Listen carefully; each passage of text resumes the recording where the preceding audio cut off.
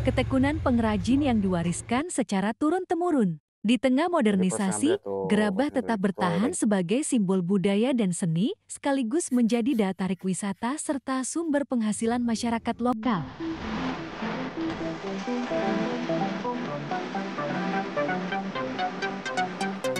Halo teman-teman, kembali lagi bersama Zonalis. Kita akan mengeksplor kerajinan gerabah di Cirebon. Ini teman-teman yang teman-teman lihat, ini adalah topeng kelana yang terbuat dari tanah liat. Kita akan eksplor bagaimana proses pembuatannya. Ini merupakan salah satu produk karya prakatnya salah satu perajin gerabah terkenal dari desa Sitinangun, Kecamatan Jamlang. Yuk kita langsung temui prakatnya.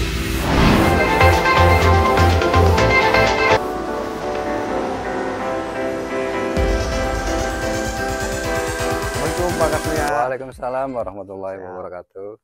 Lagi sibuk Pak Katmia? Alhamdulillah, Pak. Lagi banyak Sibuk. kerjaan ya? Iya. Pak, ini keren sekali nih Pak. Iya. Ini proses pembuatannya kayaknya susah Pak ya? Alhamdulillah sih lumayan.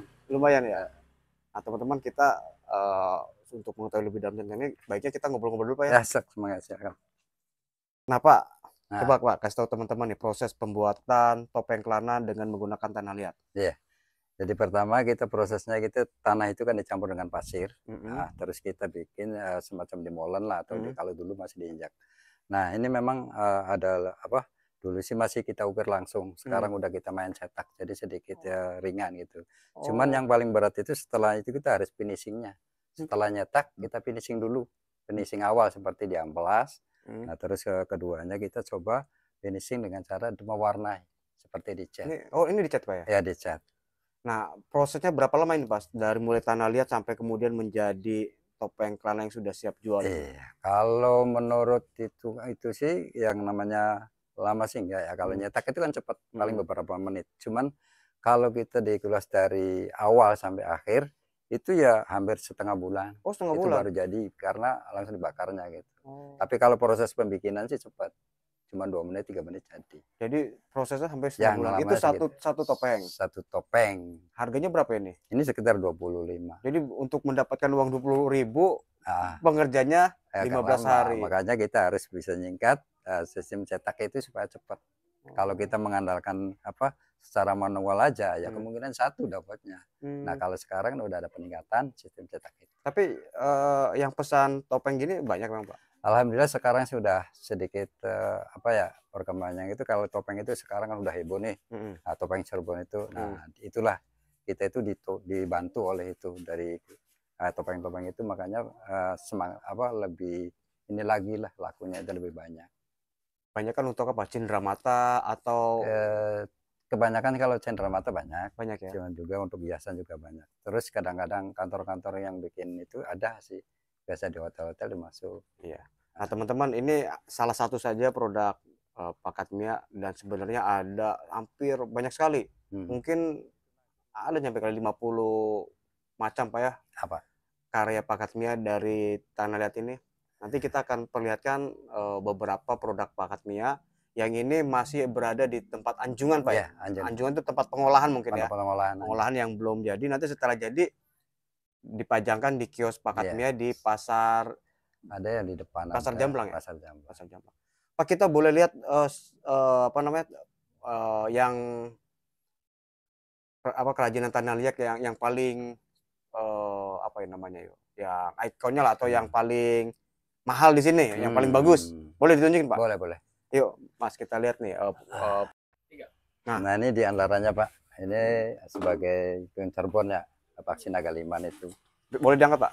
Boleh. Awas. Nah, pegang sama Bapak. Nah, ini. Oh teman-teman, jadi Pak Katmia juga menerima pesanan. Jadi bagaimana order, yang penting ada gambar ya Pak ya? Iya, jelas kita ada gambar, insya Allah saya bikin. Ini namanya Paksi Nagalima. Paksi Nagalima. Ini yang pesan siapa ini Pak? Ini sebenarnya kita itu stok. Oh, stok. Soalnya kan kalau itu kadang-kadang pesan itu mendadak. Jadi ya? kita harus ada. Ini tingkat kerumitannya juga lumayan Pak ya? Ya lumayan lah, sedikit lumayan. Karena kita harus benar-benar istilahnya menghilangkan pikirannya itu kan harus. Berapa lama ini bikin gini Pak?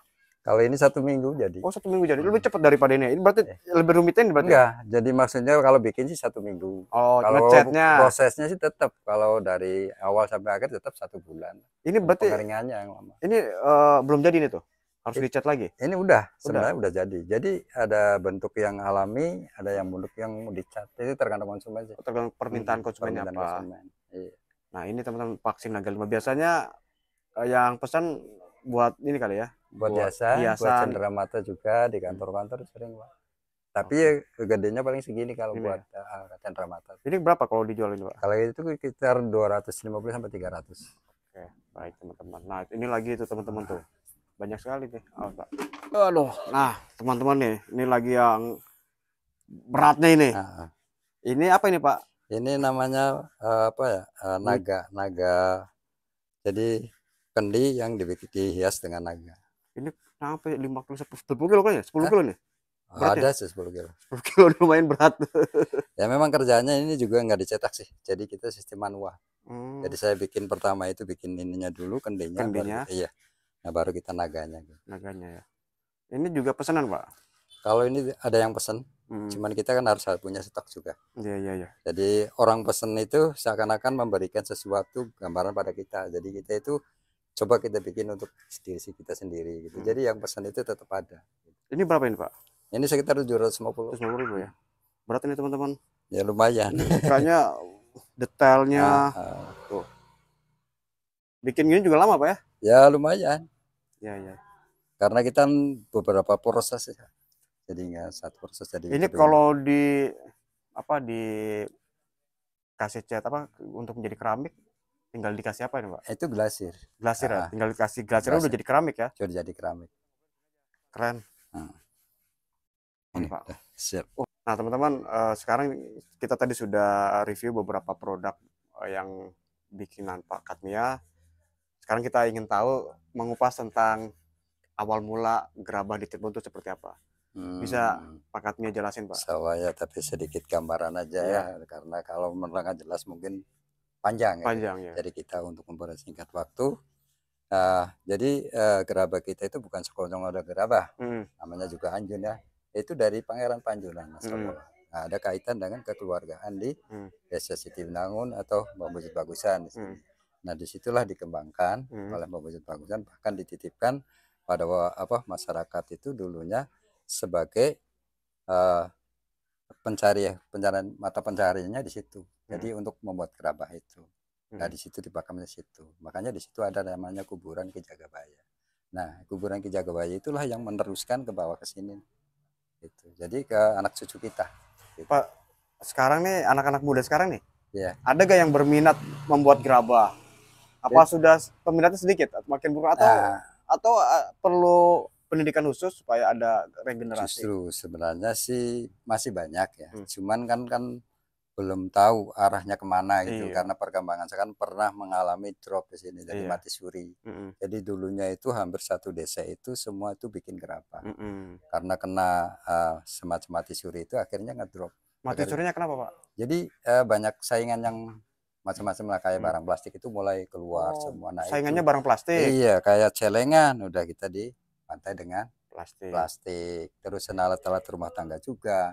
Itu kan diganti dengan aluminium semua. Jadi makanya kan sedikitnya berkurang orang tua. Jadi orang tua itu jarang mau menitipkan obrolan atau untuk meneruskan anak-anaknya. Anak-anaknya bahkan kadang-kadang disuruh kerja kemana gitu karena sudah susah gitu. Tapi empal gentong kan ciri khas gentongnya tuh nggak bisa digantikan. Nggak bisa digantikan. Makanya kita sekarang ini coba kita ibaratnya carilah solusi supaya bisa diterapkan kembali seperti semula. Jadi banyak generasi-generasi yang di Siti Winangun beralih profesi, Pak ya? Iya, kebanyakan. Banyak ke Jakarta gitu. Itu dari situ. Makanya saya coba untuk membangkitkan lagi dengan cara kita gimana caranya sosialisasi lah. Nah, kita semula study banding segala macam. Akhirnya kan muncul dari gambaran-gambaran itu dari alat-alat dapur semacam.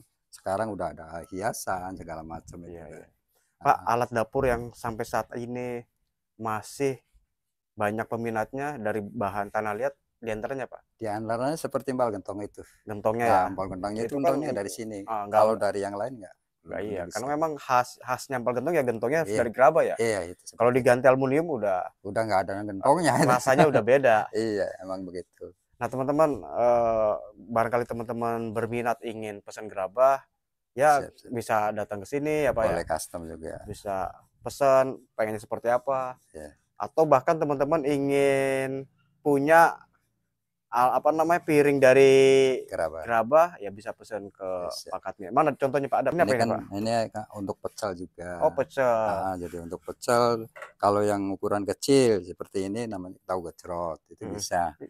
Nah kalau ini juga untuk tuh buat piring juga bisa. Makan langsung di sini bisa ya? Bisa. Lebih nikmat kayak Pak? Lebih nikmat karena ini bisa untuk apa ya? Secara alami lah, tidak campuran dengan apa-apa gitu. Makanya kita sengaja bikinnya itu gerabah yang tanpa sentuhan cacat kimia gitu. Oke. Jadi tukang gejrot di Cirebon itu rata-rata menggunakan cobek itu cobek dari tanah liat. Iya.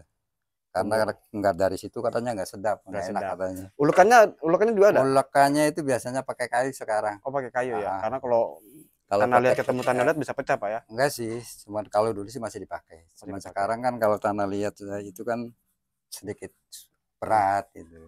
Makanya diambil dari batu atau apa namanya kayu. Oke. Nah itu teman-teman tentang gerabah Pak Katmi. Atau kita mau muter-muter Pak, lihat-lihat gambar apa bentuk-bentuk yang unik-unik dari gerabah Pak Katmi ya. Siap, siap. Nah ini nih Pak, tuh teman-teman lihat tuh di karakter etalase ada patung Bung Karno Pak ya? Ya ada itu juga. Nah itu sebelahnya Bung Karno.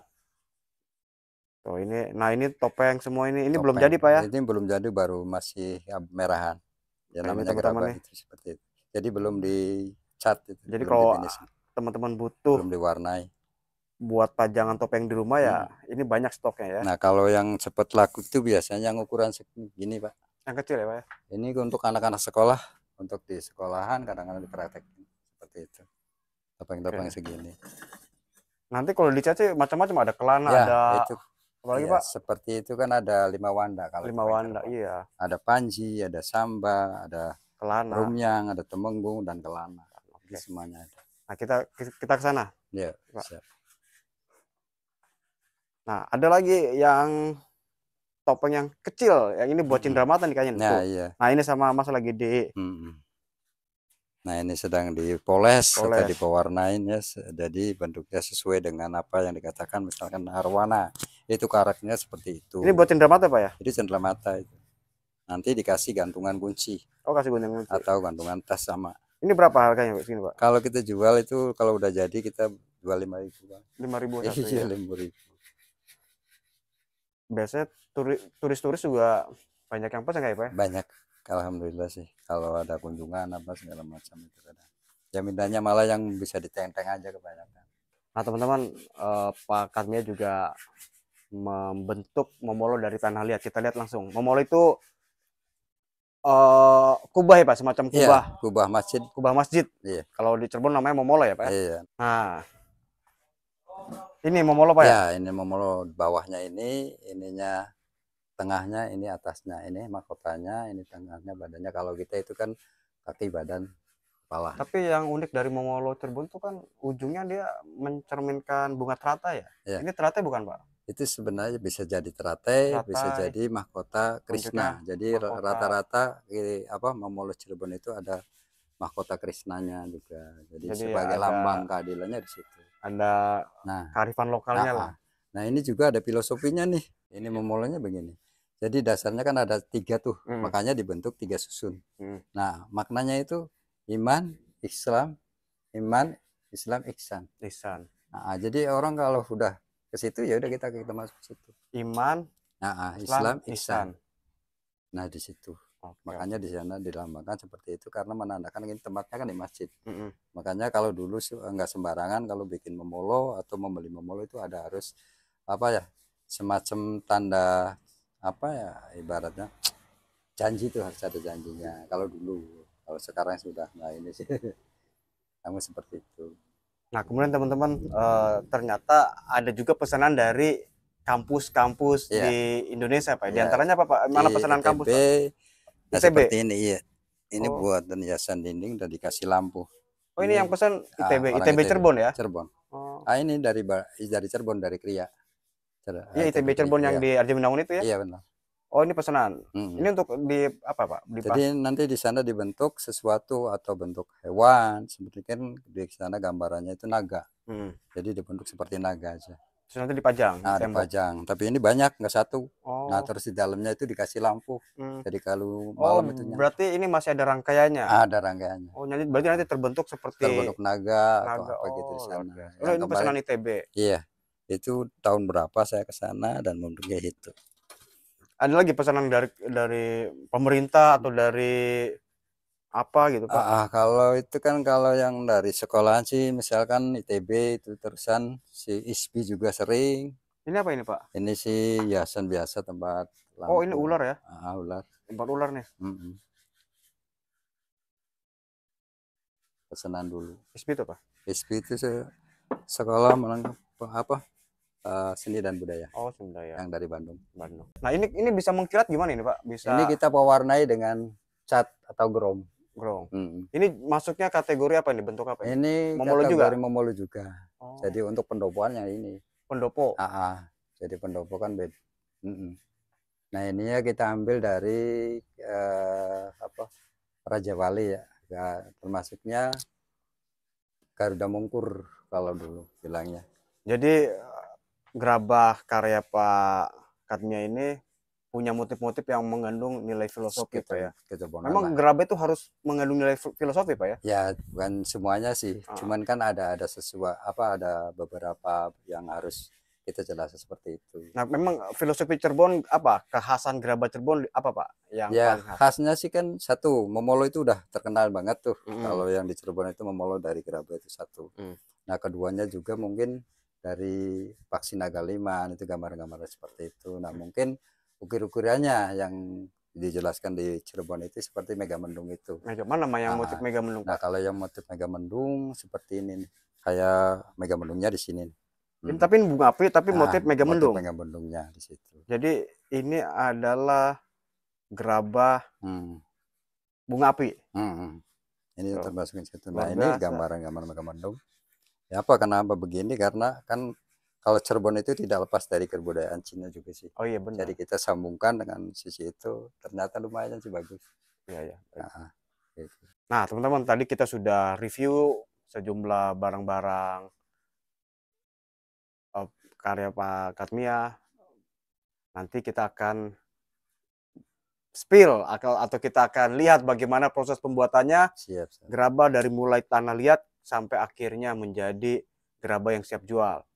Tapi ingat, tonton di video selanjutnya. Barangkali Pak Katmia ada yang mau disampaikan? Ya, kami pesannya ini kan gerabah kita bukan ini ya, jadi masih banyak kekurangan lah.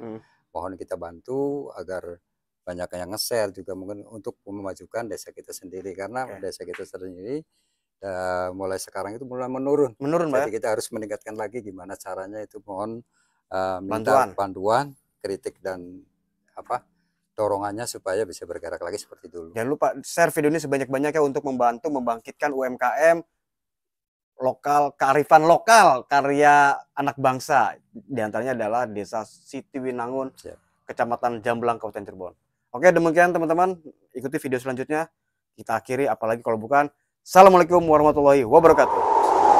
Ini awalnya seperti ini, kosong ini cetakannya. Setelah diamplas, jadi tanah liat, proses pembakaran. Proses pembakarannya di mana, Bu?